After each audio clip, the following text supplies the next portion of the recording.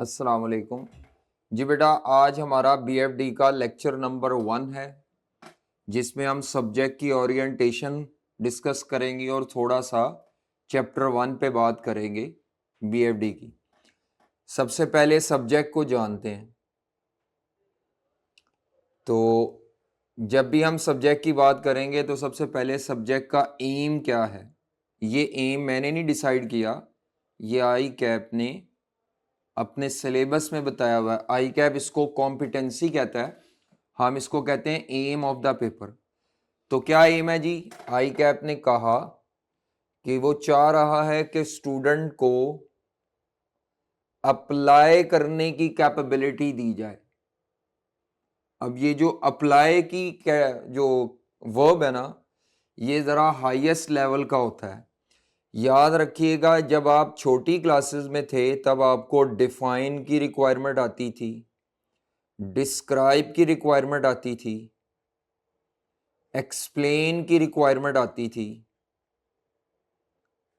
उसके अलावा इलस्ट्रेट की रिक्वायरमेंट आती थी।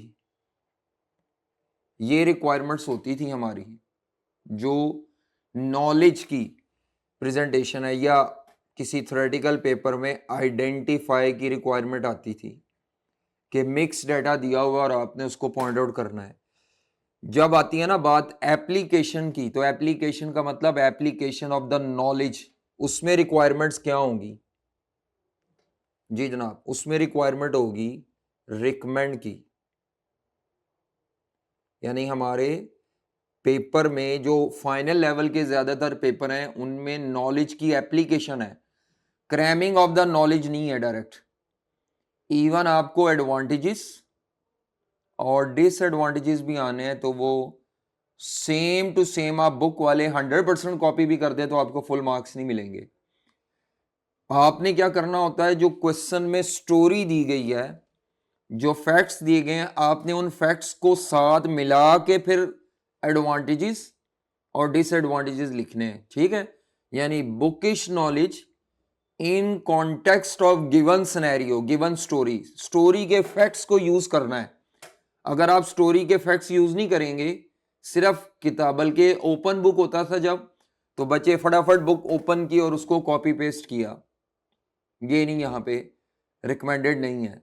आपके पास बुक भी है, आपके पास सब कुछ है, इवन आपको याद भी है, तो आपने बुकिश नॉलेज को और साथ जो क्वेश्चन में फैक्ट्स दिए उन दोनों को ब्लेंड करके मिक्स करके लिखना है। ये आपसे एक्सपेक्टेड है। हाँ, अगर क्वेश्चन में दिया ही कुछ नहीं फिर वो पूछ ले, तो फिर तो आप बुकिश नॉलेज लिखने के मास्टर है माशाल्लाह। वो आप क्रैम शैम किया होगा तो वो लिख देंगे। ठीक है? तो एप्लीकेशन में क्या आता है बेटा? रिकमेंड की रिक्वायरमेंट आ जाए। उसके अलावा बताएं, रिकमेंड के अलावा क्या आ सकता है? एडवाइस कह सकता है, इवैल्यूएट कह सकता है। इवैल्यूएट का मतलब होता है कैलकुलेशन परफॉर्म करने के बाद आप खुद परखें कि इधर आपको ये एक्सेप्ट करना चाहिए या रिजेक्ट। ये रिकमेंड ही है, एडवाइस ही है, but after making some calculations. ठीक है? इसको बोलते हैं इवैल्यूएशन या इवैल्यूएट। ये वाली जो रिक्वायरमेंट्स होती है ना, या जस्टिफाई करें,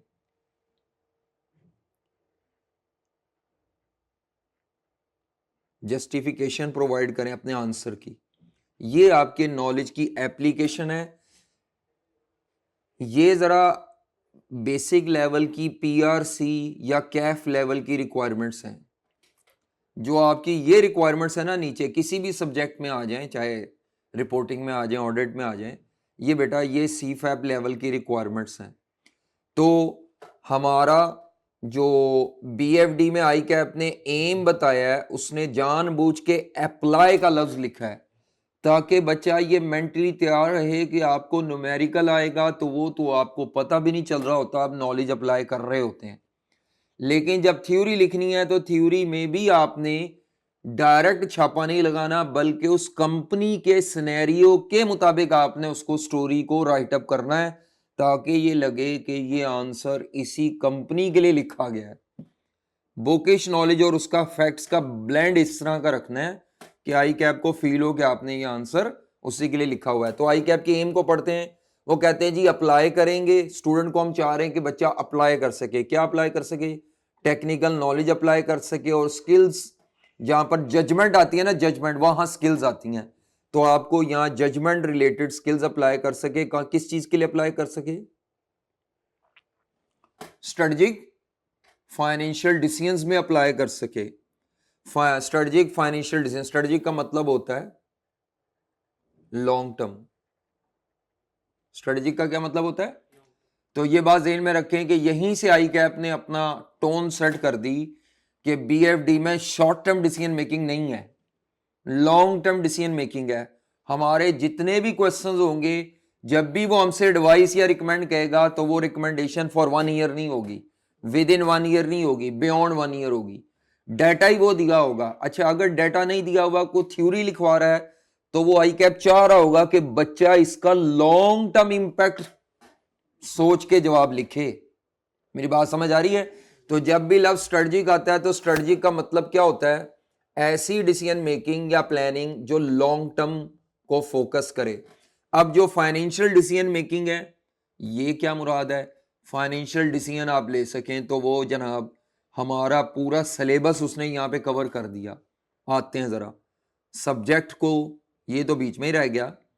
अब मैं आपको बता दूं फाइनेंशियल डिसीजन मेकिंग में कौन कौन से डिसीजंस हैं जो बीएफडी में आपने पढ़ने हैं। ठीक है, लिखने साथ साथ बैठना नहीं, ताकि आप भी अलर्ट रहें। मतलब पढ़ने का तरीका ये है कि थोड़ी देर में फिर नींद आ जाएगी आपको, अगर आप सुनते रहेंगे। नो डाउट आप बहुत फोकस करके सुन रहे हैं, लेकिन आपको मेरा लेक्चर एक लोरी की तरह लगेगा और आपको नींद आ जाएगी। इसीलिए ऑफिस से थके हुए आए होते हैं तो बेहतर कॉपी पे लिखते रहें।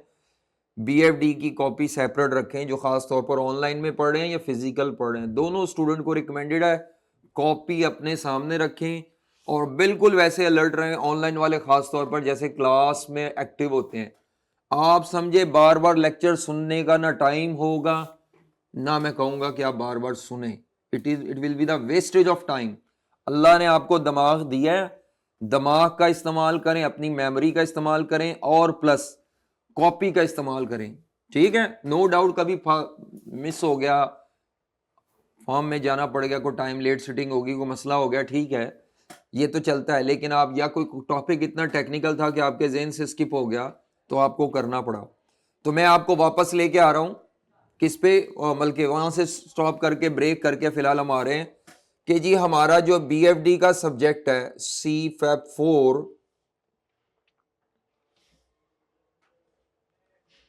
मैं आपको कहां से कहां पे ले आया हूं। मैं सब्जेक्ट को बताने के चक्कर में आपको जानबूझ के लेके आया हूं कि आई कैप आपको जो स्ट्रेटजिक फाइनेंशियल डिसीजन कराना चाहता है वो क्या है। ये मैंने पिछली दफा भी बताए थे, लास्ट अटेम्प्ट में भी बताया था, और लास्ट अटेम्प्ट का ये मैं करवाने के बाद आपको पिछली अटेम्प्ट का पेपर दिखाऊंगा।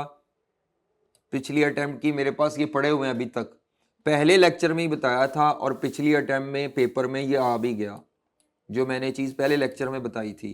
आज 3 से 5 नंबर की थ्योरी। लेकिन अब जो बच्चा नहीं पहला लेक्चर पढ़ता, कई बच्चों को होता है सर जी पहले लेक्चर में क्या होना है, तो बेटा मेरे पहले लेक्चर में भी शायद कोई ऐसी बात आ जाए जो आपको आगे आई कैप के पेपर में मिल जाए, और मिल गया पीछे लोगों को। तो जिन लोगों ने पहले लेक्चर को कहा ये तो सिर्फ कार्रवाई होती है, फॉर्मेलिटी होती है, ऐसा नहीं होता। पहले लेक्चर में सारे सब्जेक्ट को इंट्रोड्यूस किया जाता है बेटा, तो आपको सब्जेक्ट के कंटेंट्स पे ग्रिप होती है, अवेयरनेस आती है। नो डाउट अंदर डिटेल आपको नहीं पता इतनी, लेकिन आप अबाउट द सब्जेक्ट सब कुछ जान जाते हैं। जहां कहीं 2 दोस्त 4 बैठे हैं तो आप उनमें सुपीरियर फील करेंगे कि मुझे ज्यादा बातें पता है। नो डाउट चैप्टर के अंदर नहीं पता, लेकिन आपको सब्जेक्ट की बातें पता है। तो इसीलिए जब भी किसी भी टीचर से पढ़ें तो पहला ओरिएंटेशन का लेक्चर जरूर पढ़ें, ताकि आपको सब्जेक्ट का मूड और टेम्परामेंट पता चल जाए। हमने अभी गुफ्तगू में ये बात कर ली कि हमारा सब्जेक्ट पूरा डिसीजन मेकिंग का है, एप्लीकेशन ऑफ द नॉलेज है बेटा, और इसमें लॉन्ग टर्म डिसीजन मेकिंग है। तो बेटा जब आप बीएफडी पढ़ रहे हैं तो आप ये बात जहन में रखें कि आप किस डेजिग्नेशन के लिए पढ़ रहे हैं। या तो समझें आप अपने आप को फाइनेंस मैनेजर, ऑडिटर नहीं है आप फाइनेंस मैनेजर समझें अपने आप को, फाइनेंस डायरेक्टर समझें, जी, या आजकल जो नया मॉडर्न नाम चल रहा है CFO समझें, चीफ फाइनेंशियल ऑफिसर। हर चार्टर्ड अकाउंटेंट का ख्वाब होता है कि मैं किसी बड़ी कंपनी का CFO बन जाऊं। ठीक है, ये आप इस सब्जेक्ट की बेस पे आपको ये जॉब प्रोफाइल परफॉर्म करने में बहुत हेल्प होगी, लेकिन इमीडिएटली ये पढ़ने के बाद तो नहीं बनेंगे, इट विल टेक टाइम। ठीक है, लेकिन बाद लोगों का चक्का चक्का लगता है। अच्छा, तो फाइनेंस मैनेजर, फाइनेंस डायरेक्टर या CFO, जब आपको ये जॉब परफॉर्म करनी है तो याद रखिएगा आपको टोटल, जब हम कहते हैं ना फाइनेंशियल डिसीजंस लेने हैं या स्ट्रेटजिक फाइनेंशियल डिसीजन मेकिंग करनी है, तो बेटा 3 तरह के डिसीजंस हैं जिनसे आपका वास्ता पड़ेगा। 3 तरह के डिसीजंस हैं जिनको फाइनेंशियल डिसीजंस कहते हैं, और ये हमारे BFD का पूरा सिलेबस है। किसी भी फाइनेंस मैनेजर को, फाइनेंस डायरेक्टर को या CFO को 3 तरह के डिसीजंस है बेटा जो जिनसे आपका वास्ता पड़ता है। जी जनाब, तो सबसे पहला जो होता है उसको कहते हैं इन्वेस्टमेंट डिसीजंस।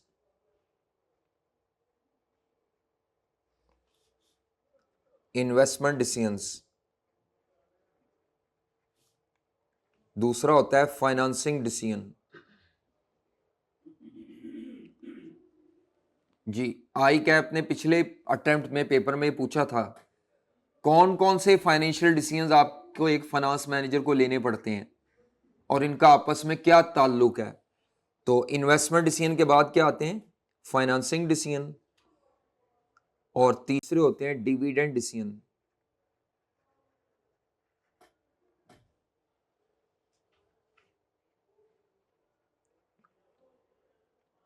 जी, इन्वेस्टमेंट डिसीजन, फाइनेंसिंग डिसीजन और तीसरा है dividend decision.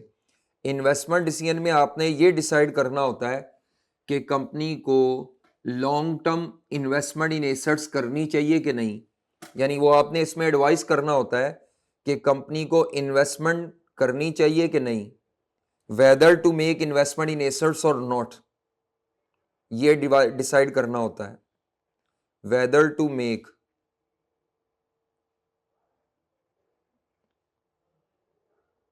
Investment in assets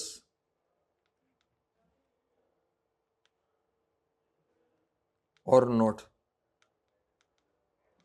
क्या कंपनी को एसेट्स में इन्वेस्टमेंट करनी चाहिए कि नहीं। इसको कैपिटल इन्वेस्टमेंट भी कह सकते हैं। ठीक है, कैपिटल इन्वेस्टमेंट भी कह सकते हैं, whether to make investment in assets or not. अब ये जो इन्वेस्टमेंट है ये क्या हो सकती है, ये लोकल इन्वेस्टमेंट भी हो सकती है और ये फॉरेन इन्वेस्टमेंट भी हो सकती है।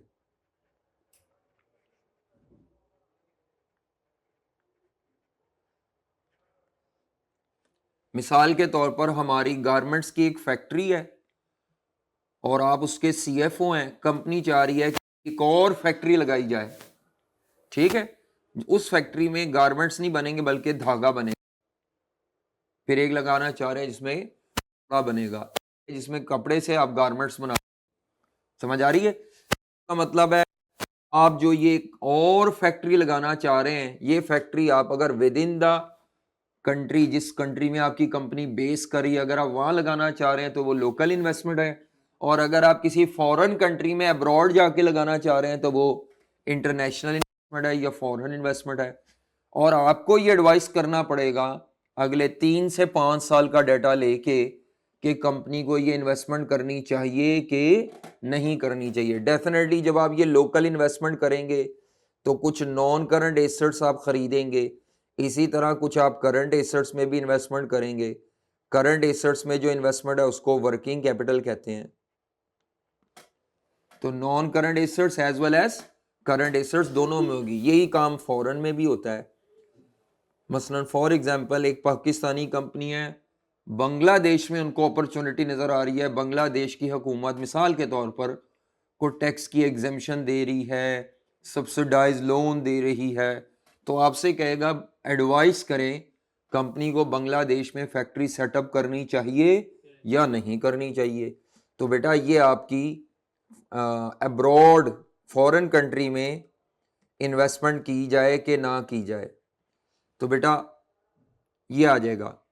इसी तरह खाली ये नहीं है कि फैक्ट्री सेटअप की जाए कि ना की जाए, बाज दफा ऐसे होता है कि आप किसी का चलता हुआ बिजनेस परचेज करना चाहते हैं, ठीक है, उसको कहते हैं मर्जर एक्विजिशन, तो वो भी आपका इन्वेस्टमेंट डिसीजन मेकिंग में ही आ जाएगा।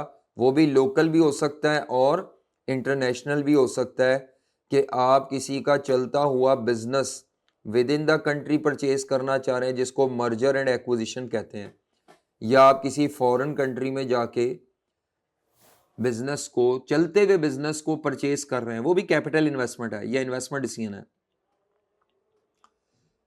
तो ये बात ज़हन में रखिएगा कि जो इन्वेस्टमेंट डिसीजन है वो आपके पेपर का तकरीबन 40 से 60 नंबर का पेपर इसमें से बनना है। 40 to 60 मार्क्स नहीं तो कम से कम आप 50% पेपर तो ज़हन में रखें।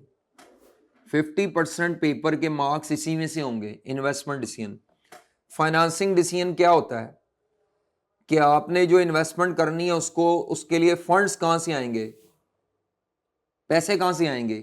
कंपनी के अपने पैसे नहीं होते, कंपनी लोगों से, कंपनी फाइनेंस रेस के चलती है, ठीक है। तो आपकी कंपनी फंड्स कहां से अरेंज करेगी। फंड्स अरेंज करने के दो मेन सोर्सेज आप सबको पता है, या शेयर्स के थ्रू या डेट्स के थ्रू। तो which source of funds will be या should be use by the company, आप ये रिकमेंड करेंगे कौन सा फाइनेंसिंग का सोर्स कंपनी को यूज करना चाहिए।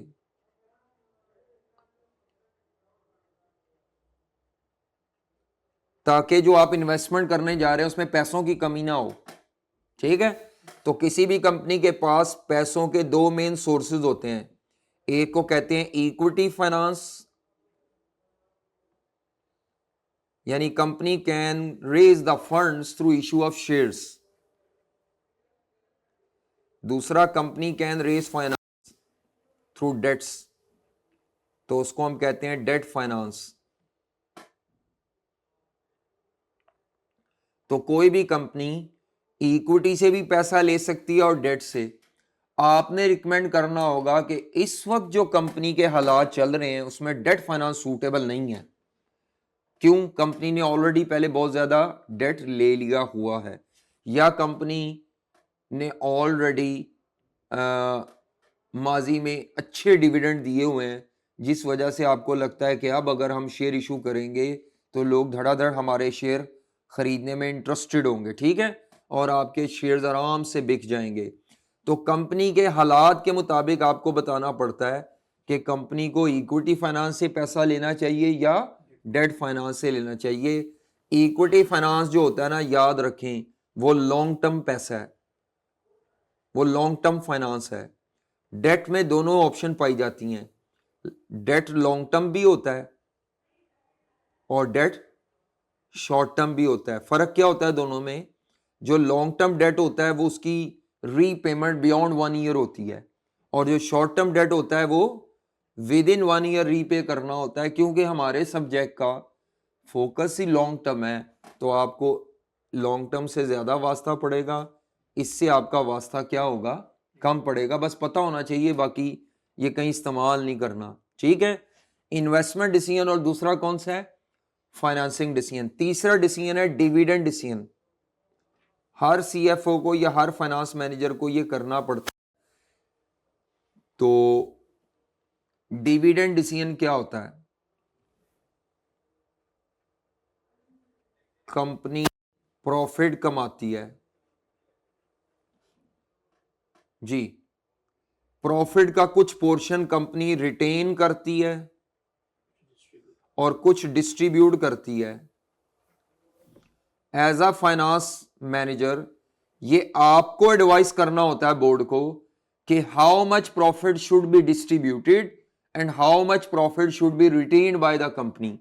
यानी रिटेन कितना किया जाए और डिस्ट्रीब्यूट कितना किया जाए, एज अ फाइनेंस मैनेजर ये आपने बताना है। अगर कंपनी फ्यूचर में अपने आप को ग्रोथ अचीव करना चाहती है तो उन सालों में कंपनी फिर डिविडेंड कम देती है, रिटेन ज्यादा करती है। और अगर कंपनी ग्रो नहीं करना चाह रही बल्कि शेयर होल्डर को सेटिस्फाई करना चाह रही है, उनको ज्यादा से ज्यादा इंसेंटिव देना चाह रही है, तो फिर आप क्या करेंगे, डिस्ट्रीब्यूशन करेंगे। और डिस्ट्रीब्यूशन के भी कई तरीके हैं, कैश में डिस्ट्रीब्यूशन करनी है या कैश नहीं है तो शेयर्स में करनी है, कैसे करनी है। तो डिविडेंड डिसीजन में आपने क्या डिसाइड करना होता है, how much profit should be retained and how much should be distributed. तो हाउ मच का डिसीजन आपने लेना है, और कई दफा ये भी लेना पड़ता है कि देना भी है कि नहीं देना, अगर देना है तो कितना देना है। तो ये आपका डिविडेंड डिसीजन है। तो ये 3 तरह के मेन डिसीजन है, और इनमें रिलेशनशिप क्या है, कौन सा डिसीजन पहले लेंगे, ये डिबेट ही है, ये डिबेट है, कौन सा डिसीजन पहले लेना है, कौन सा बाद में लेना है। इन्वेस्टमेंट डिसीजन आपने लेना है पहले के फाइनेंसिंग लेना है। कुछ लोग कहते हैं फाइनेंसिंग के मुताबिक जितने फंड्स अवेलेबल होंगे उतनी आप इन्वेस्टमेंट कर सकेंगे। कुछ लोग कहते हैं नहीं, आप इन्वेस्टमेंट करेंगे, वहां से कमाई आएगी डिविडेंड, उस डिविडेंड को कम देके और प्रॉफिट आएगा, प्रॉफिट में से डिविडेंड कम देके आप रिटेन करके भी पैसा बिजनेस में यूज कर सकते हैं। तो एक्चुअली ये तीनों आपस में इंटरलिंक्ड है। तो कहा जाता है कि ये एक ट्रायंगल बनती है, ये एक ट्रायंगल बनती है,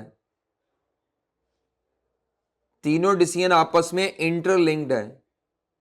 इन्वेस्टमेंट डिसीजन फाइनेंसिंग के साथ लिंक्ड है।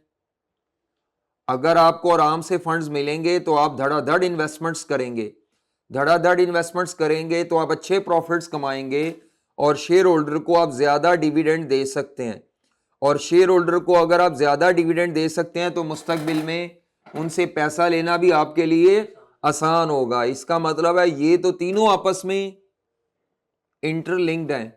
ये कहना कि पहले ये होगा बाद में, ये केस टू केस हो सकता है, लेकिन ये तीनों डिसीजन आपस में क्या हैं, इंटरलिंक्ड हैं। तो जब वापस हम आते हैं, आई कैप हमें कह रहा है भाई आपको स्ट्रेटेजिक फाइनेंशियल डिसीजन मेकिंग आनी चाहिए। इसका मतलब है आपके सिलेबस में इन्वेस्टमेंट डिसीजन भी होगा, डिविडेंड डिसीजन भी होगा और बच्चे फाइनेंसिंग डिसीजन भी होगा, और ये आपको सारे डिसीजन अपने सिलेबस में पढ़ने हैं। नो डाउट कि आपके सिलेबस का जो सबसे ज्यादा पार्ट है वो इन्वेस्टमेंट डिसीजन पे है।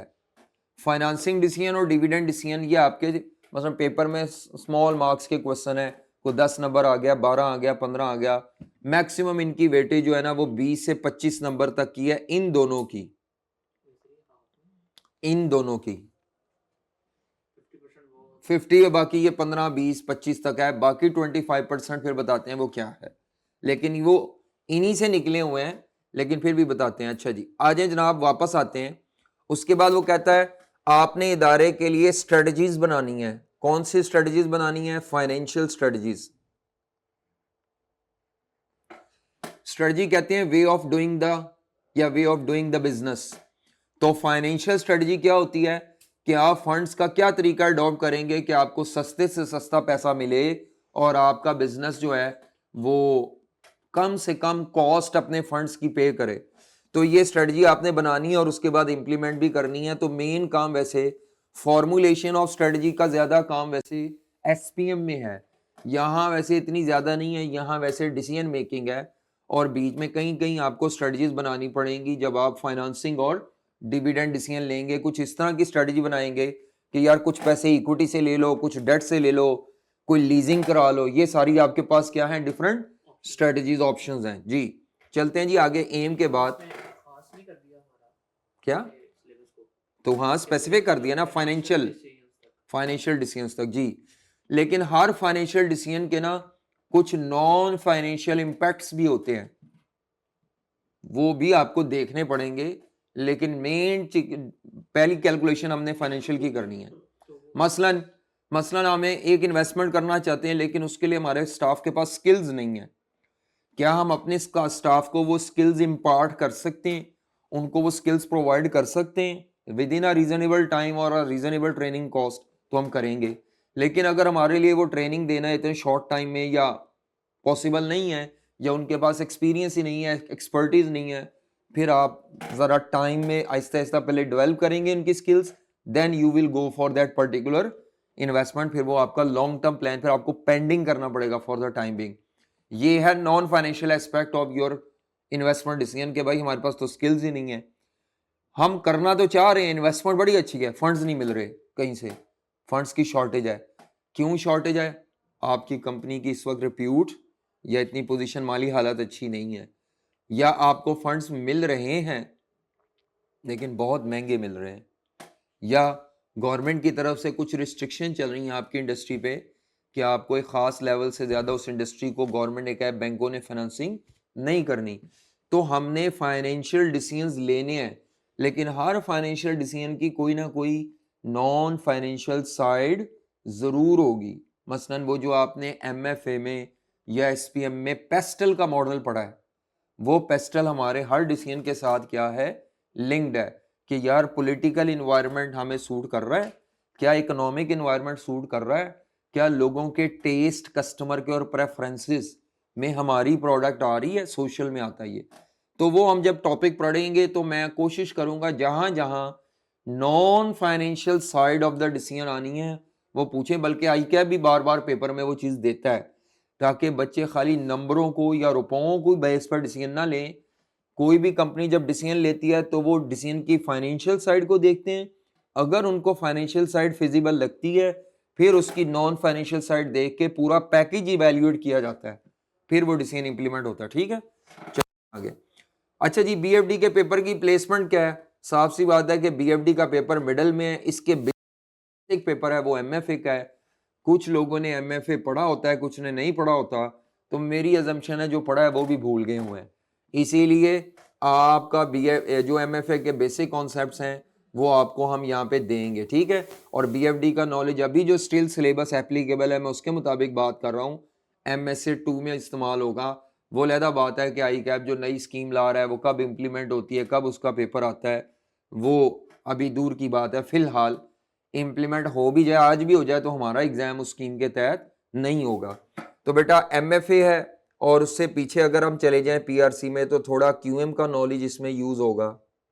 क्यूएम में जो आपने प्रेजेंट वैल्यू फ्यूचर वैल्यू पढ़ा था, कुछ सीएमए का नॉलेज यूज होगा आपका बीएफडी का, ठीक है। हाँ, रेलेवेंट कॉस्टिंग और मार्जिनल कॉस्टिंग के प्रिंसिपल्स। तो ये यानी आपका ये सब्जेक्ट जो है बीएफडी, ये सीएमए से कुछ नॉलेज ले रहा है, मेजर नॉलेज एमएफए से ले रहा है, कुछ नॉलेज आपका इसमें क्यूएम से शिफ्ट हो रहा है। जो यहाँ पे नॉलेज आप गेन करेंगे वो खाली एमएसए 2 में इस्तेमाल नहीं होगा, बल्कि आपका क्या नाम है, सॉरी, एमएफए से जो नॉलेज आ रहा है वो एसपीएम में भी यूज होता है। लेकिन फिलहाल हम एमएफए की सिर्फ फाइनेंस साइड की बात कर रहे हैं, मैनेजेरियल साइड की बात नहीं कर रहे। वो मैनेजेरियल और फाइनेंस दो पोर्शन होते हैं एमएफए में, तो मैनेजेरियल चला जाता है उसमें एसपीएम में। फिलहाल हम सिर्फ फाइनेंस पोर्शन की बात कर रहे हैं, इसलिए मैंने बीच में एसपीएम को इनकॉर्पोरेट नहीं किया। तो आप ये बात ज़हन में रखें कि यहाँ जो भी आपने पढ़ा था उस एमएफए में सारा नॉलेज काबिल इस्तेमाल नहीं है, वो नीचे मैंने पॉइंट आउट किया हुआ है। मतलब बैकग्राउंड नॉलेज में आते हैं तो आपको क्या बैकग्राउंड नॉलेज में चाहिए, तो क्यूएम जो है बेटा, क्यूएम का कौन सा नॉलेज चाहिए? आपने जो प्रेजेंट वैल्यू निकालना सीखी थी, फ्यूचर वैल्यू, वो एनपीवी आईआरआर का बहुत ज़्यादा इस्तेमाल है इधर। कॉस्ट में से रेलेवेंट कॉस्टिंग प्रिंसिपल्स, मटेरियल की रेलेवेंट कॉस्ट कैसे निकालते हैं, लेबर की रेलेवेंट कॉस्ट कैसे निकालते हैं, रेलेवेंट कॉस्ट क्या होती है, मार्जिनल कॉस्टिंग प्रिंसिपल यानी कंट्रीब्यूशन के बगैर डिसीजन मेकिंग नहीं होती। तो आप लोगों ने पढ़ा हुआ है कि सेल में से वेरिएबल कॉस्ट माइनस करेंगे और एट्रीब्यूटेबल फिक्स कॉस्ट माइनस करेंगे, और प्रॉफिट से ज़्यादा इंपॉर्टेंट कंट्रीब्यूशन है। प्रॉफिट से ज़्यादा क्या चीज़ इंपॉर्टेंट है? कंट्रीब्यूशन है। जब भी इदारा कोई नया काम, नई प्रोडक्ट, नई इन्वेस्टमेंट करेगा तो इदारे का सेल वॉल्यूम बढ़ेगा, और सेल वॉल्यूम के बढ़ने से डायरेक्ट प्रॉफिट नहीं बढ़ाना हमने कंट्रीब्यूशन बढ़ाना है। क्योंकि अगर वॉल्यूम 30% बढ़ रहा है तो वॉल्यूम के बढ़ने से प्रॉफिट 30% नहीं बढ़ता, लेकिन कंट्रीब्यूशन 30% बढ़ता है। क्योंकि फिक्स कॉस्ट वॉल्यूम से हमेशा उसी प्रपोर्शन से नहीं बढ़ती जिस प्रपोर्शन से वॉल्यूम बढ़ता है। तो ये असूल हमें आने चाहिए, नहीं भी आते कोई मसला नहीं, हम हैं यहाँ पे कवर कर लेंगे। ये बात आपने याद रखनी है कि मार्जिनल कॉस्टिंग के प्रिंसिपल ये ही कहते हैं कि contribution is more important than profit. फिर इसमें से फिक्स कॉस्ट माइनस करनी है तो इदारे का प्रॉफिट आएगा। वॉल्यूम का डायरेक्ट इफेक्ट इस पे पड़ता है कंट्रीब्यूशन पे। अगर वॉल्यूम 30% बढ़ रहा है तो इसका मतलब है प्रॉफिट शायद 30% ना बढ़े, ये बात याद रखनी है। दूसरा मैनेजेरियल एंड फाइनेंशियल एनालिसिस जो एमएफए था, एमएफए में से आपका ये चैप्टर 16 होता था वहां पे, ये अभी भी 16 है, ये 17 जब आपने पढ़ा होगा। प्रोजेक्ट अप्रेजल, इसमें एनपीवी भी पढ़ा था, आईआरआर भी पढ़ा था, इन्वेस्टमेंट अप्रेजल, और पे बैक पीरियड भी पढ़ा था, वो ही यहाँ पे है। ठीक है, आई कैप की किताब में मिसिंग था लेकिन सिलेबस में है और आता होता नहीं है ये ज्यादा।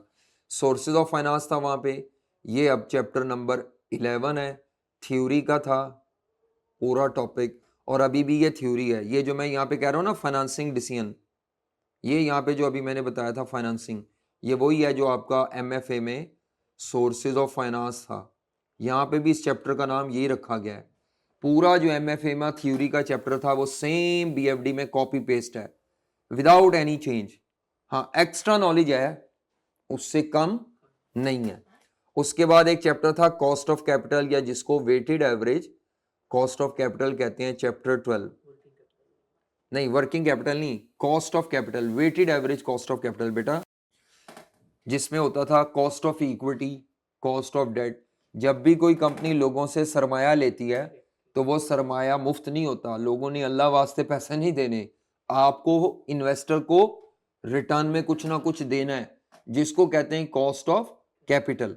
तो कॉस्ट ऑफ कैपिटल का मतलब होता है फंड्स की कॉस्ट जो आपने बिजनेस के लिए लेना है, तो ये यहाँ पे है। उसके बाद फाइनेंशियल रिस्क मैनेजमेंट होता था, जिसके अंदर हमारे पास था forward contract, option contract, money market, exchange rate risk, ये वो रिस्क, ये अब जो मैं आपसे कह रहा था ना कि ये 3 तरह के मेन डिसीजन है, इन्वेस्टमेंट डिसीजन, डिविडेंड डिसीजन और फाइनेंसिंग। उसके अलावा जो चौथे डिसीजन है जो इन तीनों में लिंक्ड है, वो आपका फाइनेंशियल रिस्क का डिसीजन है। हर काम के साथ फाइनेंशियल रिस्क अटैच है, तो आपने उसकी मैनेजमेंट करनी है। जो आप इन्वेस्टमेंट डिसीजन लेने जा रहे हैं इसके अंदर भी कुछ इनहेरेंट फाइनेंशियल रिस्क हैं, आपने उन रिस्क को फेस करना होता है।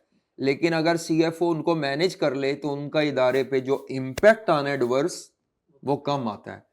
तो पूरा बिजनेस जब भी चलेगा, जिस बिजनेस आप सीएफओ होंगे, बिजनेस को तरह तरह के फाइनेंशियल रिस्क फेस करने पड़ेंगे और आपने उनकी क्या करनी है, मैनेजमेंट करनी है। तो ये कुछ साइड एरियाज हैं जो किसी बिजनेस की स्टैब्लिशमेंट के साथ ही अटैच हो जाते हैं, तो वो भी फाइनेंशियल डिसीजंस में ही आते हैं, लेकिन एक मेजर डिसीजन नहीं है।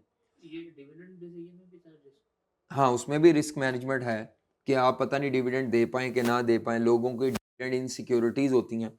तो बेटा ये वहां पे चैप्टर नंबर 13 एंड 14 एमएफए की बुक की बात कर रहा हूँ, आपके कहाँ कौन सा चैप्टर है वो बताता हूँ आपको। तो ये जो नॉलेज आपने पढ़ा था एमएफए, अब एमएफए में आपने और भी चैप्टर पढ़े थे। एक चैप्टर आपने पढ़ा था वर्किंग कैपिटल मैनेजमेंट का, वो पूरा चैप्टर हमारे सिलेबस में नहीं है, नहीं है, वो खत्म, उधर ही रह गया बस, अब वो इधर नहीं है। उसकी एक दो बातें थोड़ी बहुत हमारे इन्वेस्टमेंट डिसीजन में तो आएंगी, बाकी ये पूरा चैप्टर वहां पे था, ये यहाँ पे नहीं है। उसके अलावा वहां पे बजटिंग का एक चैप्टर था, वो यहाँ, क्योंकि budgeting short term decision making या शॉर्ट टर्म प्लानिंग है, वो नहीं है यहाँ पे। और उसके अलावा मैनेजेरियल में तकरीबन को 8 9 10 चैप्टर थे, वो चैप्टर नहीं है। तो आप समझिए पूरा एमएफए नहीं है, एमएफए के सिर्फ ये 4 टॉपिक्स हैं जिनका नॉलेज ब्रॉड फॉरवर्ड होगा। अब मैं आपको ये नहीं कहता कि जाएं अपने नोट्स पुराने निकालें और उनको रिवाइज करें, कोई ज़रूरत नहीं रिवाइज करने की, हम क्लास करेंगे वो रिवाइज हो जाएगा। और मैं ज़ीरो से करवाता हूँ, क्योंकि आपने पता नहीं जो जिन टीचर से भी पढ़ा है, नॉलेज तो उन्होंने आपको दिया है, लेकिन मेरे हिसाब से जो मैं समझता हूँ, जो मैं बोल रहा हूँ, मैंने जो अपनी चीज़ें बतानी है, मैं आपको अपनी टर्मिनोलॉजी के मुताबिक ले आऊँगा, मतलब आपको मेंटली मैंने बराबर लाना है, इस वजह से मैं चीज़ें ज़ीरो से बताऊँगा। अब आई कैप के सिलेबस पे जब आते हैं तो आई कैप ने सिलेबस को, हाँ जी, आई कैप ने जो सिलेबस है, सिलेबस को बेटा 3 हिस्सों में डिवाइड किया है, 3 ग्रिड्स में डिवाइड किया है। ये तो आपके लिए नहीं है, टीचिंग आवर्स आपके लिए नहीं है, लेकिन ये वेटेज, ये जो आपका बिजनेस अप्रेजल एंड सिक्योरिटीज है, इसमें आप इन्वेस्टमेंट डिसीजन ही पढ़ रहे हैं, इन्वेस्टमेंट, बल्कि आई कैप ने डिविडेंड डिसीजन भी इधर ही रख दिया है, मैं नहीं पढ़ाता इसके साथ, ये फाइनेंसिंग डिसीजन इसके अंदर है, मैं यहाँ फाइनेंसिंग के साथ पढ़ाता हूँ, लेकिन डिविडेंड डिसीजन आई कैप ने इधर ही रखा हुआ है। ये FRM का देखें पूरा एक एरिया है, ठीक है। तो ये टीचिंग आवर्स तो छोड़ दें आप, वेटेज आप देख लें, 40 से 60 नंबर का पेपर, ये 60 से ऊपर भी चला जाता होता है। आई कैप में हमेशा +-5 आपने जेहन में रखना है, यानी ये 40 से अगर नीचे जाएगा तो 35 पे, और 60 से ऊपर जाएगा तो हाँ, ये आई कैप में +- ये चलती रहती है पेपर को बैलेंस करने के लिए, कोई हार्ड एंड फास्ट रूल नहीं है। अच्छा, इधर मैंने अब आपको बताना है हर सेक्शन में से कितने क्वेश्चंस नॉर्मली आते हैं। तो बेटा हमारा जो BFD है ना, उसमें टोटल 5 क्वेश्चंस आते हैं। कितने? 5 क्वेश्चंस आते हैं। ये ट्रेंड बड़े अरसे से चलता आ रहा है, इस दफा भी 5 ही आए हैं, 5 क्वेश्चन आते हैं। जो पहला सेक्शन है इसमें से 2 क्वेश्चन तो मस्ट आने हैं, 2 क्वेश्चन, 2 इसमें से आने हैं, 1 इसमें से आना है, ये पैटर्न है, 2 ऊपर 2 नीचे और 1, और ये जो 2 आते हैं ये छोटे नंबरों के होते हैं, 25-25 नंबर वाले क्वेश्चन नहीं, ऊपर आपको मिलेंगे 20-20 नंबर, 22-22 नंबर, 25 नंबर के, ठीक है। ये ऐसा भी हो सकता है 2.5 क्वेश्चन इधर से, 1.5 क्वेश्चन इधर से और 1 इधर, ये स्कीम भी पाई जाती है, ठीक है, ये स्कीम भी पाई जाती है, लेकिन जरा कम, 3-1-1, ये 3 कॉम्बिनेशंस हैं जिसमें से ये जरा ज्यादा हॉट है, ठीक है। 5 क्वेश्चन इस तरह बनते हैं। उम्मीद है आपको मेरी बात समझ आ रही होगी, और ये सारा मैं पास्ट पेपर की बेस पे बता रहा हूँ। आप पिछली दफा का भी पेपर जाकर एनालाइज करेंगे, वैसे मैं वो रिवीजन के वक्त करवाता हूँ, रिवीजन की जब कराता हूँ तो उसमें एनालाइज करवाता हूँ वो पेपर। तो वो पेपर जो पिछली दफा आया वो हमने करना नहीं, क्लास में नहीं करना, वो रिवीजन के दिनों के लिए रखा हुआ है। अच्छा, अब ये आई कैप ने अपने सिलेबस को इस तरह बताया है, इसको डिटेल में बताया है, प्रोफिशिएंसी लेवल और टेस्टिंग। टेस्टिंग लेवल 3 का मतलब होता है किसी एक टॉपिक में से 20 से 25 नंबर का सवाल आ सकता है। प्रोफिशिएंसी लेवल में तो वही है कि आपको एडवाइस की रिक्वायरमेंट आएगी, डिफाइन ये वो। तो हमारी ये जितने भी प्रोफिशिएंसी लेवल 3 हमारा, क्योंकि सीफेब है ही, कहीं पे भी प्रोफिशिएंसी लेवल 1 नहीं होगा, 3 होगा या 2 कई जगह आएगा। जहां 2 लिखा हुआ है इसका मतलब है रिक्वायरमेंट थोड़ी हल्की आ सकती है, वही एक्सप्लेन वाली, आइडेंटिफाई वाली, ठीक है। ज्यादातर जगह देखें तो कौन सा प्रोफिशिएंसी लेवल है जिसमें रिकमेंडेशन मुराद है, वो आपको वर्ब होंगे। एक्चुअली प्रोफिशिएंसी लेवल में वो आपको वर्ब्स क्या देगा वो ये देखता है, ये वाले वर्ब्स कम से कम होंगे, ये वाले, ये जो मैंने ऊपर लिखे हैं, ज्यादा वर्ब्स आपके प्रोफिशिएंसी लेवल 3 में इवैल्यूएट, एडवाइस, रिकमेंड वाले होंगे। और टेस्टिंग लेवल का ताल्लुक है एक टॉपिक पर मैक्सिमम कितने मार्क्स का क्वेश्चन, इंडिविजुअल क्वेश्चन कितने मार्क्स का आ सकता है और एग्रीगेट कितना आ सकता है। तो बेटा जहां टेस्टिंग लेवल 3 है इसका मतलब है ओवरऑल पेपर में एक इंडिविजुअल क्वेश्चन भी 20 से 25 नंबर का बन सकता है, ठीक है। ये बात, जहां टेस्टिंग लेवल 2 है इसका मतलब है इंडिविजुअल क्वेश्चन 15, 8 से 10, 12 नंबर से ज्यादा का नहीं होगा। हाँ, एग्रीगेट होके वो बढ़ सकता है, लेकिन इंडिविजुअल क्वेश्चन 25 नंबर का नहीं होगा। और अगर टेस्टिंग लेवल 1 हो तो वो तो सिर्फ उस टॉपिक का होगा जो पहली दफा है नया, 5 से 7, 8 नंबर का। आपके लिए टेस्टिंग लेवल कोई भी 1 नहीं है, आपके लिए पेपर में टेस्टिंग लेवल या 2 है या ज्यादातर क्या है, 3 है। Testing level 3 means individual question can not be more than 25 marks, 20 से 25 मार्क्स की रेंज में। टेस्टिंग लेवल 2 का मतलब क्या है, इंडिविजुअल क्वेश्चन 15 से 18, 17, 12 से 15, 17, 18, 20 तक, ठीक है, ये रेंज बनती है। तो ये टेस्टिंग लेवल गाइडेंस के लिए दिया हुआ है कि एक इंडिविजुअल क्वेश्चन 20, 22, 23, 24, 25 नंबर का आ सकता है जी, ज्यादातर जगह पे आ सकता है। हाँ, इधर आपको जो मिलेगा वो 12-14 नंबर से ज्यादा का नहीं होगा, मैक्सिमम 15 नंबर, ठीक है। जहां ये लिखा हुआ है टेस्टिंग लेवल 2 कम है टॉपिक्स, ज्यादातर टेस्टिंग लेवल 3 के हैं। अच्छा, अब मसला ये है कि हम इसको आई कैप की किताब में कहाँ पे फॉल करेंगे, ये तो खप जाएंगे हम इस तरह। अब मसलन ये जैसे मैं आपको बताता हूँ, ये टॉपिक आई कैप की किताब में नहीं है, D merger, spin off, spin out properly elaborate नहीं किए गए, लेकिन ये सिलेबस में लिखे हैं। हर वो चीज़ जो सिलेबस में है वो एग्जामिनेबल है, आइदर वो आई कैप की किताब में मौजूद नहीं है। वो कहते हैं स्टूडेंट पढ़े, टीचर पढ़ाए, ढूंढे किताबें दुनिया में पाई जाती हैं, ठीक है। इसी तरह यहाँ पे आएंगे तो ये लिक्विडिटी रिस्क और क्रेडिट रिस्क आई कैप की किताब में मिसिंग है। मिसिंग होने का मतलब आपके लिए मिसिंग नहीं है, आपने इनको करना है, और आया भी है, वो मैं करवाता होता हूँ, मुझे पता है, क्योंकि ये एमएफए में भी है टॉपिक थ्योरी में। अच्छा, अब मैंने क्या किया, ये जो ग्रिड्स हैं मेरे लिए इनको एक्सप्लेन करना ज़रा मुश्किल था और लिखने में टाइम ज़ाया होना था, तो मैंने ये किया कि मैंने इसको आई कैप के चैप्टर्स के साथ लिंक कर दिया। मसलन आपके सिलेबस में से 8, 1, 2 एंड 5, 1 ये A1, A2 और A5, इनको अगर हम मिला लें तो ये हमारा आई कैप का कौन सा चैप्टर बन जाता है, चैप्टर नंबर 13 एंड 14। बड़ा टेक्निकल है, लाजमी आता है। इस दफा जरा आसान आया था, सब बच्चों के मुंह पे था सर बड़ा ही आसान क्वेश्चन था, business valuation and merger acquisition. आप आई कैप की बुक का जब चैप्टर नंबर 13 और 14, मैं इसको एक टॉपिक कहता हूं, मेरे जो नोट्स आपको मिलेंगे उसमें ये टॉपिक नंबर 5, 6 होगा, मुझे याद नहीं है, मैं इसको टॉपिक कहता हूं। तो जो आपको नोट्स मिलेंगे वो चैप्टर नंबर नहीं लिखा होगा, वहां टॉपिक नंबर लिखा होगा। अब एक टॉपिक में 5 चैप्टर भी मिक्स किए होंगे। आई कैप की किताब में 8-8 सफ़ों का एक चैप्टर बनाया हुआ है, मैं उसको चैप्टर नहीं मानता।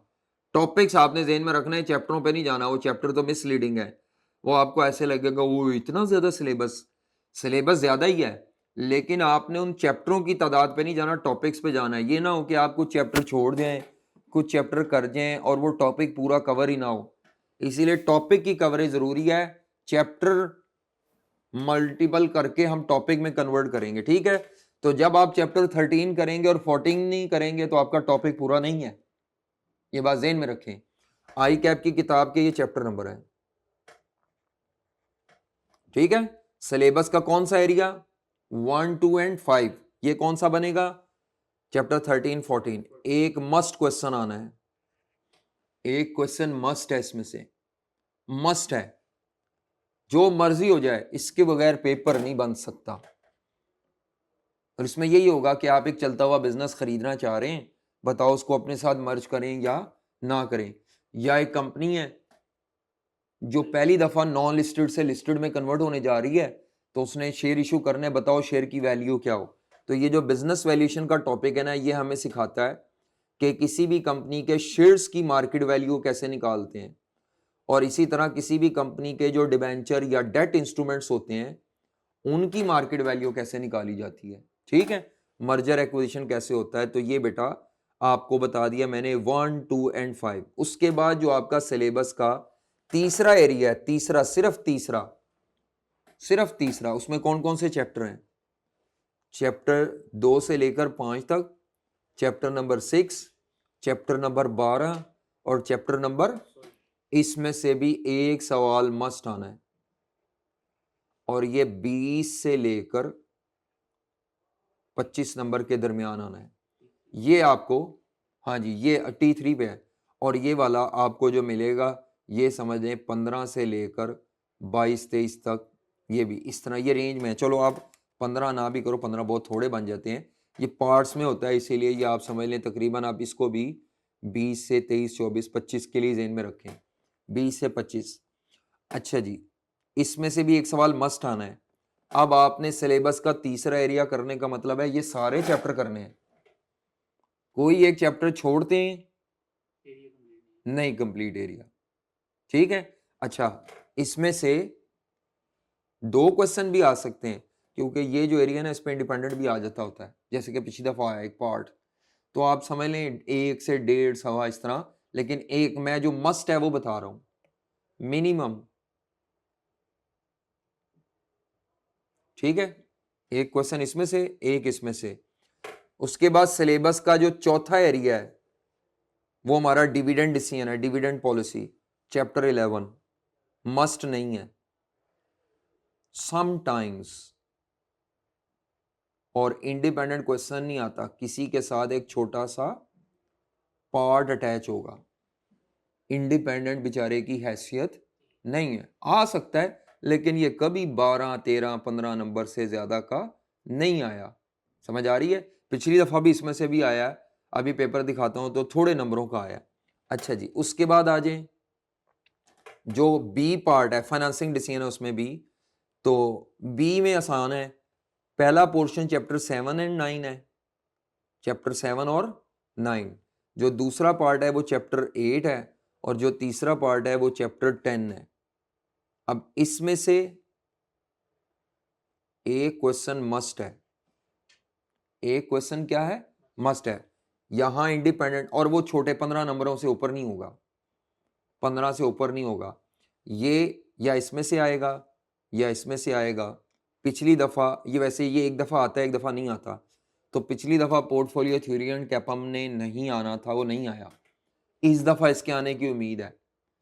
होता ही यही है, आई कैप एक अटेम्प्ट में देता है, एक अटेम्प्ट में। पिछली दफा मुझे उम्मीद थी इसमें से कैपिटल रेशनिंग आ सकता है, लेकिन वो नहीं आया, वो नहीं आया।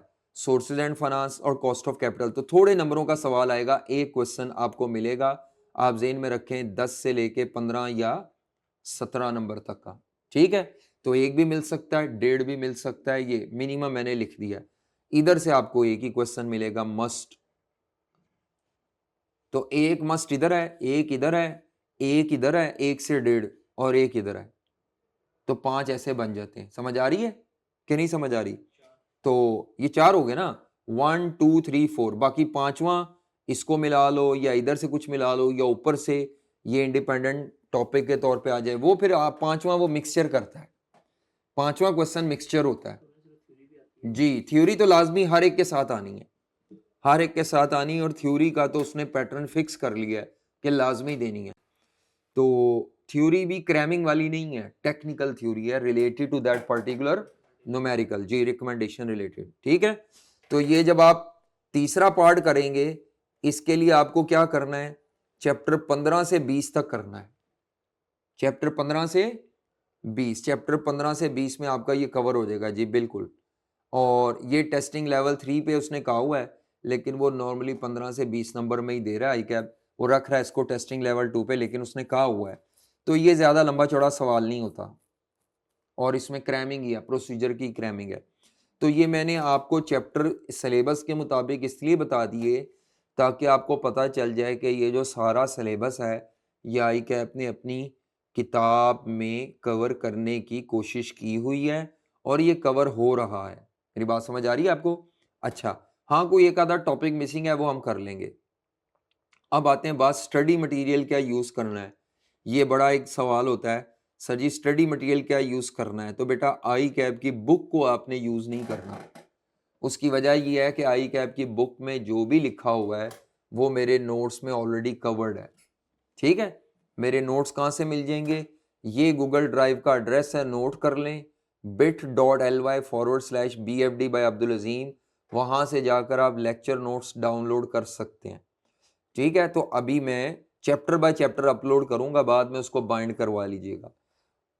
हर दफा मैं नोट्स अपडेट करता हूं, तो इस दफा भी नोट्स अपडेट किए, लेकिन सब्सटेंशियल अपडेट नहीं है, माइनर्स ही अपडेट है एग्जाम्पल्स के अंदर, ठीक है। उसके अलावा आई कैप की BFD की प्रैक्टिस किट हम यूज करेंगे, पास पेपर यूज करेंगे, एग्जामिनर कमेंट्स यूज करेंगे। क्या होता है एग्जामिनर कमेंट्स में, बताएं? हाँ, इसमें दो चीजें होती हैं, दो चीजें बताता है। एक तो आपको क्वेश्चन वाइज पास रेशियो दी होती है, इससे आपको पता चलता है कि जो क्वेश्चन हमने किया क्लास में इसमें कितने % लोग पास थे। आसान क्वेश्चन आप अलहदा करी जाते हैं, चैलेंजिंग क्वेश्चन आप उसमें से हाईलाइट कर लेते हैं, उससे आपका टाइम बचता है बाद में रिवीजन के वक्त। आप ऐसा ना हो कि उन क्वेश्चन पे टाइम वेस्ट करी जाएं जो आसान थे, जिसमें बच्चों का रिजल्ट क्या था, 84% स्टूडेंट वर पास, और आप उसके ऊपर टाइम लगा रहे हैं। बेहतर है वो क्वेश्चन सॉल्व करें जिनमें स्टूडेंट्स का पास रेट लेस देन 50% है, यानी वो चैलेंजिंग थे, उनमें मसाइल ज़्यादा थे। ठीक है, तो इस दफ़ा का भी जो पेपर होगा, अभी तो रिज़ल्ट नहीं आया, रिज़ल्ट आएगा तो उसके साथ ही एग्जामिनर कमेंट्स आएंगे, फिर उन एग्जामिनर कमेंट्स को देखते हुए फिर हम पॉइंट आउट कर लेते होते हैं कि इस अटेम्प्ट में चैलेंजिंग क्वेश्चन कौन सा था, रिवीजन में मैं वो ज़रूर डिस्कस करता हूँ ताकि आपको वो मसाइल कम से कम हो। दूसरा, आई कैप के पास्ट पेपर के क्वेश्चन तो यूज़ करने हैं, सोल्यूशन आई कैप के मैं यूज़ नहीं करता, आप यूज़ करें। मेरे अपने सॉल्यूशन होते हैं, मेरे अपने फॉर्मेट के मुताबिक सॉल्यूशन होते हैं और मैं वो सॉल्यूशन अपलोड करता रहता हूँ। वैसे तो ये वन नोट भी अपलोड होगा, जैसे ही चैप्टर कंप्लीट होगा ये इकट्ठी एक फाइल बना के वहाँ पे ड्राइव पे क्या कर दी जाएगी, अपलोड, फिर आप उसका प्रिंट निकालें। लेकिन मैं फिर भी कहता हूँ साथ साथ लिखते रहें, क्योंकि मैंने रोज़ाना ये अपलोड नहीं करने। ये कब अपलोड होना है, व्हेन चैप्टर इज कंप्लीटेड, फिर मैं वो अपलोड कर दूंगा। उसके बाद फिर पूरे तमाम चैप्टर की भी एक फाइल एंड पे अपलोड हो जाएगी। लेकिन वो ये है कि आप साथ लिखें, इसीलिए तो एक तो इसमें पास रेशो दी होती है हर क्वेश्चन की, दूसरे स्टूडेंट की कॉमन मिस्टेक्स बताई होती हैं, हर क्वेश्चन में क्या गलतियां थी, तो आपने करने के बाद देखना है कहीं आपने भी तो वो गलतियां नहीं की। अगर आप भी वही गलतियां कर रहे हैं तो आप एक एवरेज स्टूडेंट है, आपने क्लास पढ़ने से बहुत कुछ नहीं सीखा, या आपका वो एरिया भी वीक है। उसके अलावा आई कैप का मार्किंग प्लान होता है, ये भी आई कैप की वेबसाइट पर अवेलेबल होता है। सबको पता होगा कि इसमें स्टेप बाय स्टेप्स मार्क्स होते हैं, तो आप अपने क्वेश्चन को चेक कर सकते हैं। कभी भी नहीं कहना मेरा पूरा सवाल गलत था सर, पूरा कभी भी नहीं गलत होता, कभी भी पूरे मार्क्स नहीं कटते। आपका जो पॉइंट गलत होगा उसके नंबर कटेंगे, उसके लिए आपको आई कैप की क्या देखनी पड़ेगी, मार्किंग प्लान। तो ये हम ड्यूरिंग सेशन मैं क्लास में यूज करवाऊंगा, ये आपने यूज नहीं करना, करना चाहे करें, ये भी मैं क्लास में यूज करूंगा, बार बार मैं यूज करूंगा। आई कैप के पास पेपर को सॉल्व करेंगे, कॉपी पे सॉल्व नहीं करने, कोई पेपर हमने कॉपी पे सॉल्व नहीं करना, आई कैप के सॉफ्टवेयर पे सॉल्व करने, मैं भी और आप भी, इवन एक्सेल पे भी सॉल्व नहीं करना। अगर आपको ये टेंशन है कि आई कैप के सॉफ्टवेयर में वो सेव नहीं होता, तो प्रिंट की ऑप्शन आ चुकी है, कंट्रोल पी प्रेस करें और प्रिंट करें, वो आपका पीडीएफ में प्रिंट हो जाएगा जो आप टाइप करेंगे। पहले नहीं था ये ऑप्शन, बिल्कुल आखिर में लास्ट टाइम ये आया है, ऐड हो गया है। अदरवाइज पहले पिछली दफ़ा मेरे और इस दफ़ा में फ़र्क क्या होगा, पिछली दफ़ा मैंने सारे सोल्यूशन एक्सेल पे कराए हैं, सारे सोल्यूशन किस पे कराए हैं, एक्सेल पे। अब एक्सेल में तो कई शॉर्टकट्स पॉसिबल हैं, सॉफ्टवेयर में आके स्क्रीन मैनेजमेंट, ये मसला वो मसला। तो इस दफ़ा वो मैंने जब रिवीजन करवाई थी तो मैंने सॉफ्टवेयर पे करवाई थी सॉल्यूशंस, फिर वहाँ पे प्रिंट की ऑप्शन थी, फिर मैंने ये तहैया किया था कि अगला पूरा सेशन सॉफ्टवेयर पे ही काम करेंगे, तो मैं जो भी सॉल्व करवाऊंगा, क्लास की एग्जांपल नहीं, वो तो इस पे होंगी क्या ताकि रिकॉर्ड आ जाए। जो आई कैप के पास पेपर का एग्जाम स्टैंडर्ड क्वेश्चन है पूरा, वो हम आई कैप के सॉफ्टवेयर पे करेंगे और उसमें कंट्रोल पी से मैं सेव कर लूंगा। ठीक है, आपको मसला यही होता है कि आप ब्रैकेट सही नहीं लगाते, जिससे आपके आंसर गलत निकलते हैं। कई जगह पे आप ब्रैकेट्स का ख्याल नहीं रखते बच्चे एक्सेल में, जिससे काम खराब हो जाता है। तो उसकी प्रैक्टिस फिर हमें करनी पड़ती है, तो वो मैं करूंगा, साथ साथ बताता रहूंगा, आप भी साथ साथ करेंगे। और डेली लैपटॉप लेकर आना है, कभी भी, खास तौर पर मैं ये जब कहूँ कि यार कल हमने पास पेपर का क्वेश्चन करना है, मैं कहूँ ना कहूँ, आपने लैपटॉप लाना है और आपने लैपटॉप पर ही करना है। मैं तो बच्चों से कहता हूँ नोट्स का भी प्रिंट ना निकालें, आप नोट्स भी आप सॉफ्ट में यूज करें, ताकि आपको पेपर में हार्ड क्वेश्चन पेपर नहीं मिलना इस दफा, वो पिछली दफा मिल गया, बस आखिरी दफा था। अब आपको सॉफ्ट कॉपी पढ़नी है, तो आपको आदत होनी चाहिए सॉफ्ट कॉपी से रीड करने की, हाईलाइट करने की, अंडरलाइन करने की, पॉइंट्स लिखने की। समझ आ रही है? नो डाउट आई कैप के पेपर में तो पॉइंट्स लिखने की नहीं होगी, लेकिन वहां पर वो रफ के लिए स्क्रैप का वो ऑप्शन होता है, वो अभी ओपन करते हैं तो बताता हूँ। मेरा ख्याल है वो ऑप्शन है जिसमें आप नोट लिख सकते हैं, कोई भी छोटा मोटा नोट लिख सकते हैं, तो आप वहाँ पे लिख सकते हैं आई कैप में। लेकिन हाईलाइट की ऑप्शन है, सर्च की ऑप्शन है, जूम की ऑप्शन है, तो वो सारी ऑप्शंस आपको एक दफ़ा ट्राई करनी है, नहीं तो बार बार ट्राई करनी है। ठीक है, at the end of session revision के वक्त आपको क्या यूज करना है, लिस्ट ऑफ इंपॉर्टेंट क्वेश्चन देता हूं, उन्हीं को बार बार करना है, सारे सवाल बार बार करने की जरूरत नहीं है। ड्यूरिंग क्लास जो मैंने क्वेश्चन करा दिए उनको साथ साथ घर जाकर एक दफा कर लें बस। उसके बाद फिर आपको रिवीजन के वक्त जब मैं लिस्ट ऑफ इंपॉर्टेंट क्वेश्चन दूंगा उन्हीं को बार बार करें। समझ आ रही है? टाइम बचाएं, वो अच्छे सवाल होंगे, ऐसे सवाल होंगे जो चैलेंजिंग है, जिनमें मल्टीपल कॉन्सेप्ट्स कवर हो रहे हैं, ये वो सवाल होंगे, हल्के सवाल नहीं होंगे ये, ठीक है। उसके अलावा एक बड़ा बच्चों की तरफ से गिला शिकवा आ रहा है, सर जी आई कैप थ्योरी बहुत दे रहा है, आई कैप थ्योरी बहुत दे रहा है, और थ्योरी नहीं कैसे कवर करें। बेटा जो मैं क्लास में पढ़ाऊंगा वो सारे में मैं खुद बताता जाऊंगा, ये थ्योरी है, ये थ्योरी है, ये थ्योरी है, तो आप इन चीज़ों को कवर करते जाएं। बाकी एंड पे मैं आपको एक लिस्ट भी दूंगा, उस लिस्ट के अंदर ये लिखा होगा कि ये नोट्स के किस सफ़े पे ये कहाँ मौजूद है, तो आपने उसको करना है। बाकी उसके अलावा कई चीज़ें पास्ट पेपर में होंगी, वो नोट्स में नहीं हो सकती, तो वो भी पॉइंट आउट कर देंगे। तो आपने पास्ट पेपर और नोट्स पढ़ने हैं। जो चीज़ें आपकी आई कैप की किताब में लिखी है, मैंने कहा वो मैंने नोट्स में ऐड कर ली हैं, तो आपको आई कैप की किताब पे जाने की ज़रूरत नहीं है। आई कैप की किताब में और मेरे में फ़र्क सिर्फ ये है कि आई कैप ने जो भी टॉपिक हैं वो एक लंबे लंबे पैराग्राफ्स में लिख दिया है, मैंने उसके अंदर हेडिंग्स और सब हेडिंग बना के बुलेट्स में उसको थोड़ा और स्ट्रक्चर्ड कर दिया है। दूसरा, आई कैप ने हर एग्जाम्पल अपने तरीके से किया है, मैंने तमाम एग्जाम्पल जो आई कैप की किताब की उनको अपने पैटर्न पे कन्वर्ट कर लिया हुआ है, जिससे आपको एक ही पैटर्न पे सारी एग्जाम्पल के सॉल्यूशन मिलेंगे। इवन मेरे पास पेपर के भी सॉल्यूशन जो होंगे वो सारे ये एक तरह से होंगे, जिससे आपको ये लगेगा कि ये तो बड़ा आसान सॉल्यूशन है। आई कैप का सॉल्यूशन देख के आपको समझ नहीं आएगी, फिर आपकी बाद में यही रिक्वेस्ट होगी, सर आपका सॉल्यूशन पढ़ा हुआ है इसमें कोई, तो फिर जहाँ होगा वो तो मैं दे दूंगा, बाकी जहाँ नहीं होगा वो क्लास में कर लेंगे, फिर भी नहीं होगा तो फिर मैं आपको गाइड कर दूंगा कि यार इसमें ये स्ट्रक्चर बनना है। तो अगर आप स्ट्रक्चर्ड अप्रोच से चलेंगे तो 70 to 80% आपका क्वेश्चन हो जाएगा, मोर देन 50% क्वेश्चन करना आपका टारगेट। आई कैप की फॉर्मूला शीट आपको रिवीजन में जरूर इस्तेमाल करनी, बल्कि वो तो मैं कहता हूं आप अभी यूज कीजिएगा। फॉर्मूला शीट में भी थोड़ी सी मिस्टेक्स हैं, उन मिस्टेक्स को रेक्टिफाई करवाना होता है। दूसरी बात यह है, पेपर पॉइंट ऑफ व्यू से वैसे मैं कहता नहीं कि फॉर्मूला शीट यूज करें, दिमाग अल्लाह ने आपको दिया है, अपने दिमाग में वो फॉर्मूला शीट हिफ्ज होनी चाहिए, तो आप ड्यूरिंग सेशन बार बार यूज करें तो वो आपको याद हो जानी चाहिए। वहां बैठ के आपने फॉर्मूला शीट नहीं देखनी, फॉर्मूला शीट में कुछ डेफिशिएंसीज हैं। आई कैप ने फॉर्मूला शीट जो है उसमें फॉर्मूले चैप्टर वाइज नहीं लिखे, उन्होंने कोई अपनी तरतीब से लिखे हुए हैं, जिस वजह से आपको एक फॉर्मूला किसी सफ़े पे मिलेगा, एक फॉर्मूला किसी पेज पे मिलेगा। ये बेहतर हो जाएगी फ्यूचर में, मुझे लगता है अगर आई कैप इसको चैप्टर वाइज या टॉपिक वाइज स्ट्रक्चर्ड फॉर्म में ले आए, तो फिर बच्चों के लिए ढूंढना फॉर्मूले आसान हो जाएगा। ठीक है, बात समझ आती है? तो ये फॉर्मूला शीट आप रिवीजन के वक्त यूज़ कर सकते हैं।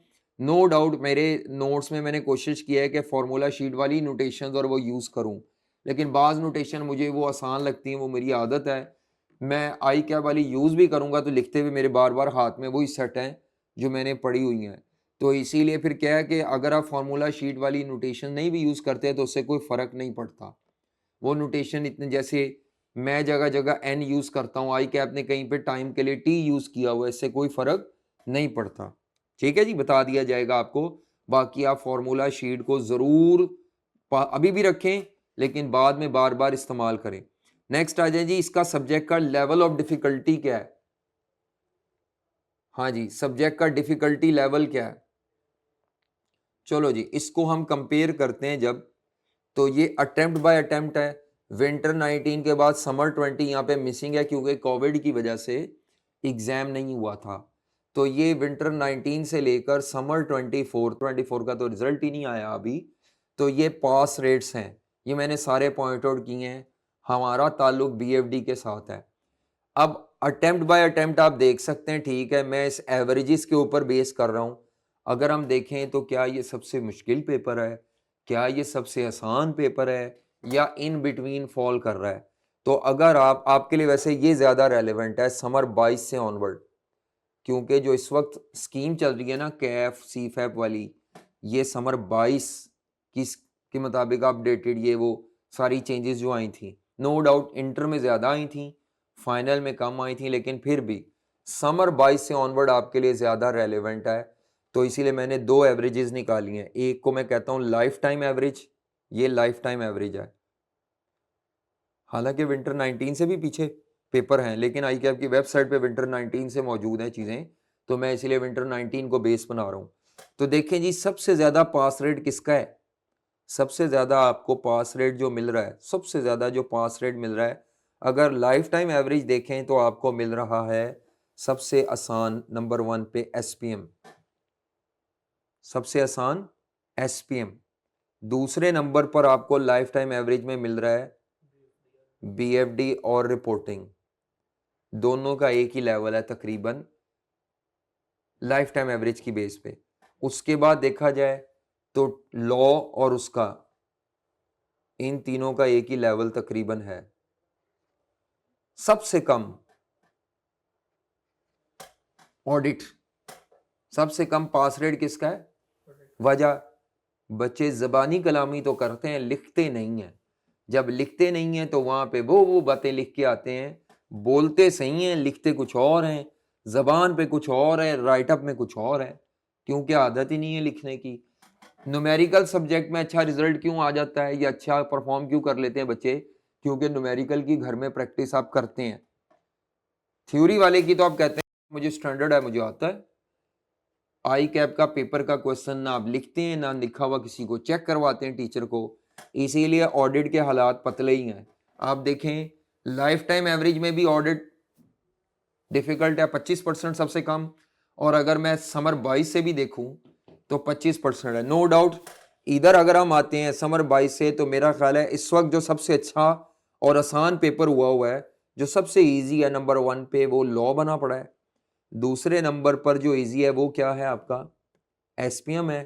तीसरे नंबर पर बाकी सारे ये तकरीबन एक ही लेवल पर है, रिपोर्टिंग, BFD। इसका मतलब है रिपोर्टिंग और BFD लाइफ टाइम की बेसिस पे भी और समर 22 की बेस पे भी दोनों बराबर ही पेपर हैं। दोनों का सिलेबस हैवी है, दोनों टाइम प्रेशर्ड पेपर होते हैं, रिपोर्टिंग का और BFD का। दोनों में यही गिला शिकवा होता है, यार पेपर पूरा नहीं हुआ, पेपर पूरा नहीं हुआ, ये गिला शिकवा पाया जाता है। और इसीलिए अभी तक इसका कंप्यूटर बेस नहीं हुआ, ऑडिट का अभी तक कंप्यूटर बेस नहीं हुआ। पता नहीं इस दफ़ा हो कि ना हो, मुझे नहीं पता, लेकिन यह है कि ऑडिट का अभी भी मैनुअल ही हुआ है पेपर पिछली दफ़ा। तो ये तीसरे नंबर पर है, और चौथे नंबर पर जो हाईली डिफ़िकल्ट है वो आपका समझ लें ऑडिट है। तो अगर आपका ऑडिट है इस अटेम्प्ट में, तो आपको ये बात ज़हन में रखनी है कि ऑडिट को BFD की वजह से आपने निगलेक्ट नहीं करना, या ऑडिट की वजह से BFD को नहीं करना। किसी पेपर में आई कैप ने एग्जामिशन नहीं देनी, सब में मेहनत करनी है। मेहनत करेंगे तो पेपर पास होना है, अदरवाइज पेपर पास नहीं होना। हम ये कह सकते हैं कि BFD एक मॉडरेटली डिफिकल्ट पेपर है, हाईली डिफिकल्ट नहीं है, मैनेजेबल है, पास हो जाता है। लेकिन ठीक है, बीच में एक दफा 49% भी आया है, देखे ना, 49% लोग पास थे। ये वही थे जब पहली दफा कोविड के सीजन में कंप्यूटर बेस्ड एग्जाम हुआ था, विंटर 20 की अटेम्प्ट थी, बहुत आसान पेपर था और बीच में थ्योरी भी काफी थी। तो लोगों ने, डर तो बड़ा लगता है बच्चों को थ्योरी का, लेकिन वो फिर भी लिख जाते हैं, उनको पता नहीं चलता। क्लास में सुनी हुई बातों को ही लिखना होता है, वो लेक्चर से रिलेटेड बातें ही होती हैं, टेक्निकल होती हैं, रटा नहीं होता, इसीलिए वो लिख आते हैं, उनको पता नहीं चलता, वो डाउट होता है पता नहीं सही है नहीं सही, लेकिन फिर भी वो परफॉर्म कर जाते हैं। तो इसीलिए जब भी थ्योरी ज्यादा आएगी तो आपको सेफ हैंड पे ले जाएगी। जब भी न्यूमेरिकल ज्यादा होगा, टाइम प्रेशर बढ़ेगा BFD में, टाइम प्रेशर बढ़ने से गलतियां ज्यादा होती हैं, जब गलतियां ज्यादा होती हैं एक्यूरेसी नीचे आती है तो बड़ा गर्क होता है। ठीक है जी, तो हमारा BFD का पेपर क्या है? मॉडरेटली डिफिकल्ट है। वैसे तो कोई भी पेपर आई कैप ने आपको प्लेट में रख के नहीं देना, तो मॉडरेटली डिफिकल्ट है। अगर आप साथ साथ करते जाएं, मैं आपको गारंटी करता हूं, अगर आप साथ साथ काम करते हैं ना, लेक्चर्स को पेंडिंग नहीं करते, या एक हफ्ता है चलो नहीं पढ़ सके तो उस वीकेंड से पहले पहले ये वीकेंड तक कर लें, ये मैं आपको पेंडिंग करने की इजाजत देता हूं। अगर आप साथ साथ करते जाते हैं तो ऐसा कभी नहीं होगा कि ये पेपर फेल हो जाए। मैं नॉर्मली कहता हूं BFD उसी बच्चे का फेल होता है जो आखिरी महीने में 1.5 की स्पीड पे शुरू होता है और वो कहता है मैं एक हफ्ते में कर लूंगा। हाँ, छक्का लगता है लोगों का, लेकिन ज्यादा लोगों का नहीं लगता। वही बच्चा फेल होगा जो लापरवाही करेगा, बाकी ये पेपर फेल होने वाला नहीं है। नो डाउट इसको पढ़ना थोड़ा मुश्किल है, क्योंकि छोटी छोटी छोटी छोटी छोटी छोटी कई चीजें हैं, सिंपल बट मल्टीपल कॉन्सेप्ट्स, जिस वजह से वो कॉन्सेप्ट रिटेन करना और पेपर के क्वेश्चन में उन सारे कॉन्सेप्ट को दोबारा रिकॉल करके पेपर में परफॉर्म करना, बस ये इसका चैलेंज है। जिसके ज़हन में वो मल्टीपल कॉन्सेप्ट्स रहेंगे, वो कैसे रहेंगे, बार बार चीजें रिवाइज करें, सवाल बार बार ना करें, ठीक है, क्वेश्चन एक आधा कर लें हर वीक में। तो हर चैप्टर की एक समरी शीट हो, एक पेज हो, जो मेरी वेबसाइट गूगल ड्राइव पे भी पड़ी हुई है, उससे आपने रूल्स, प्रोसीजर और स्टेप्स को रिवाइज करते रहना है। चीजों की बेसिक्स को अच्छा रखें। जब भी आपकी बेसिक्स अच्छी होगी तो आप पेपर में बेहतर परफॉर्म कर पाएंगे। जब आपकी बेसिक्स अच्छी नहीं है तो आप पेपर में बेहतर परफॉर्म नहीं कर पाएंगे। जब मैं आपसे कहता हूं जी रिवीजन में आपने इंपॉर्टेंट क्वेश्चन करने हैं, तो मैं कोशिश करता हूं क्वेश्चन इस लिहाज से सिलेक्ट करूं कि जिनमें सारे बेसिक कॉन्सेप्ट्स कवर हो जाएं।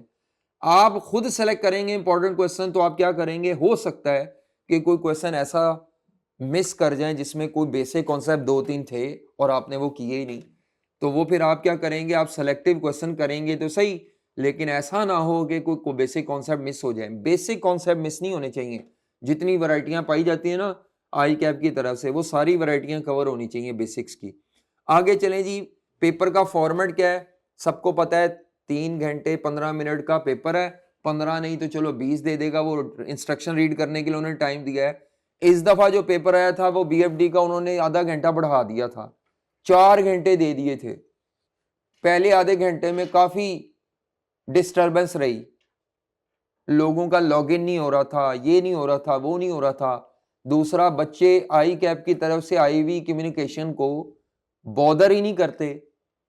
कुछ बच्चों को ईमेल आई, उन्होंने कहा था ये सॉफ्टवेयर भी इंस्टॉल करके आए, ये भी करके आए, बच्चे नहीं करके आए थे, वहां बैठ के इंस्टॉल कर रहे हैं।